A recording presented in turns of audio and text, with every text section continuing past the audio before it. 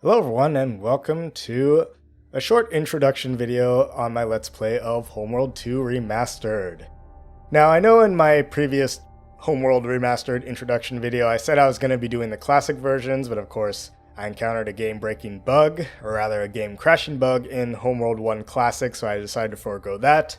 And I figured, you know what, since the player's patch really rebalances a lot of the game, there isn't really a huge reason for me to do Homeworld 2 Classic, since I think Homeworld 2 Remastered will simply suffice. So, you know, just based on my own prerogative, we're just going with the remastered versions. As you can see down there on the lower right hand of the screen, right here, this is the version 2.1 of the game, and I'm also, like with Homeworld 1 Remastered, I'm playing with the version 2.3 of the player's patch, okay? Right off the bat, Homeworld 2 is not my favorite game of the series, and in many ways I feel that it's actually a step down from Homeworld 1. A couple of things annoy me about this game and the way it plays. The biggest issue I have with Homeworld 2 is the dynamic difficulty and the way that it implements it. Now, dynamic difficulty can be done well, I think, but Homeworld 2 is not a game that does it well. Homeworld 1 had no difficulty setting, and many were complaining about how hard it was. So, for Homeworld 2, the developers at Relic implemented a dynamic difficulty mechanic where the game engine reads the size and composition of your fleet at the end of every mission, and subsequently it adjusts the number and composition of enemy units at the start of the next mission. Now, as far as I know, this difficulty scaling does not occur throughout a mission, just at the end and into the start of the next mission. Now, on paper, this seems like a good idea, since therefore the game would always present a challenge and no two playthroughs would be the same, and, you would always be facing a strong enemy. However, the implementation of it was a serious misstep in my opinion, because it makes the computer in Homeworld 2 a giant cheating bastard. Or, as TV Tropes calls it, the AI is a cheating bastard. Yes, it is bad in this game. What it does is for every mission, regardless of whatever the size your fleet is, it always creates an enemy fleet that is numerically and qualitatively superior to yours, often by a significant factor. It doesn't matter if you have a tiny little fleet or a huge fleet at the end of a mission, because at the start of the next one, the enemy will always have a bigger and a better one. So the difference in fleet size and composition is actually partially the result of the kind of rock, paper, scissors way that the game models ship types. So simplistically speaking, you have ship A, which is good against ship B, which is good against ship C, which is good against ship A. So you kind of need to really balance out the fleet in a way. Now, every ship will of course do damage to another ship, but the damage scaling favors certain types of ships over others in terms of their effectiveness. So for example, bomber strike craft have been given a huge buff against capital and super capital ships. They can effectively target subsystems. Other ships can do that, but they will not be nearly as good.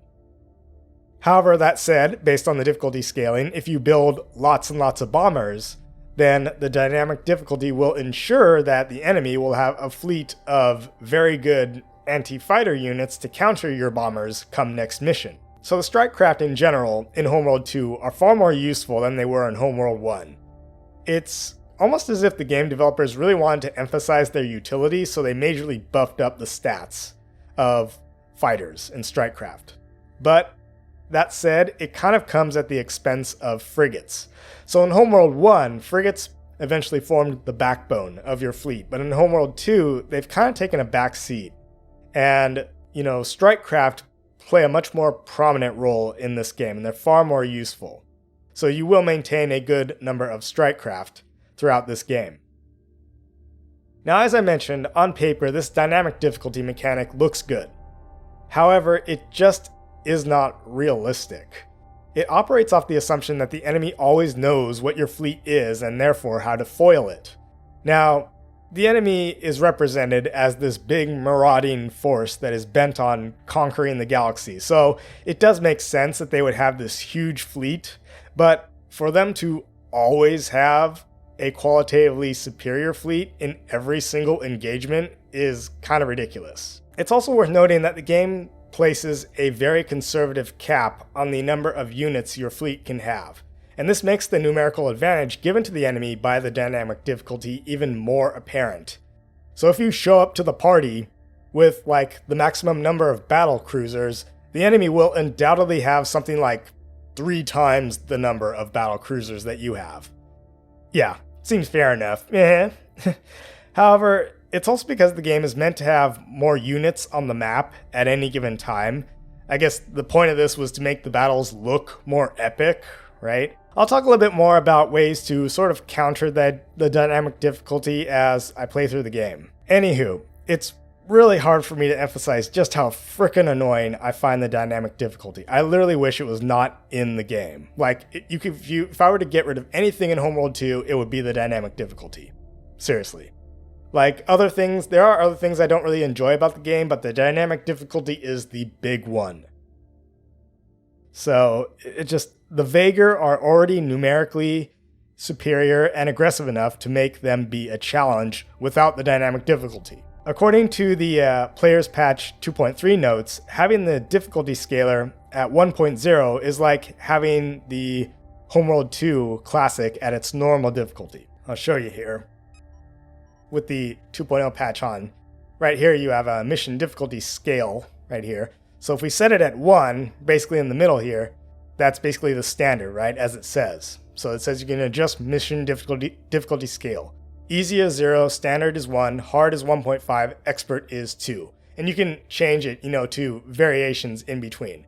So for Homeworld 1, I lowered it to 0.6, right? Which made it roughly more in line with the classic Homeworld 1 difficulty. That said, I really just want to get through this LP with minimal huss and fuss.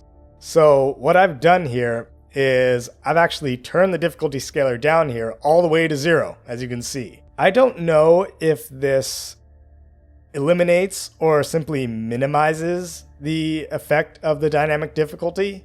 So, I don't think it does not completely eliminate enemies from the map, right? But I think it minimizes the effect of the difficulty scaler.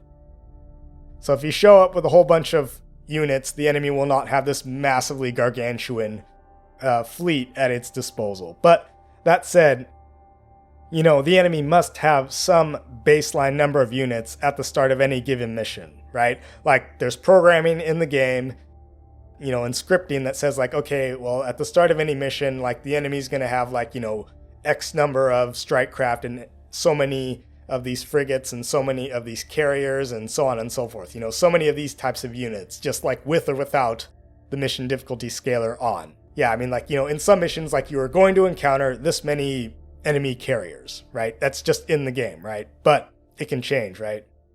And I'm not sure. I think the dynamic difficulty scaler does not affect every single unit in the game. I think it only affects certain things. So, but anyway, I'm not entirely sure how the difficulty scaler works, but my point is, because I find it so annoying, I've simply cranked it down to 0. That's what we are going to do. Okay, so that aside, let's just have fun. Let's just kind of get through Homeworld 2 Remastered, hopefully in time to maybe get some of Homeworld Deserts of Karak done before Homeworld 3 comes out in June of 2023. So remember, just to reiterate, this is the Homeworld 2 Remastered version 2.1 with the Players Patch 2.3 installed. And remember that the remastered versions do use a modified Homeworld 2 engine, which of course this one is running. So hopefully it works a bit better because, the modified Homeworld 2 engine is more in line with the game engine that it was therefore derived from. Hopefully this game plays a little bit better, a little bit more smoother, and a little bit more in line with how it's meant to play than Homeworld 1 Remastered. That's all I had to say for this one, and we'll see you in the first mission.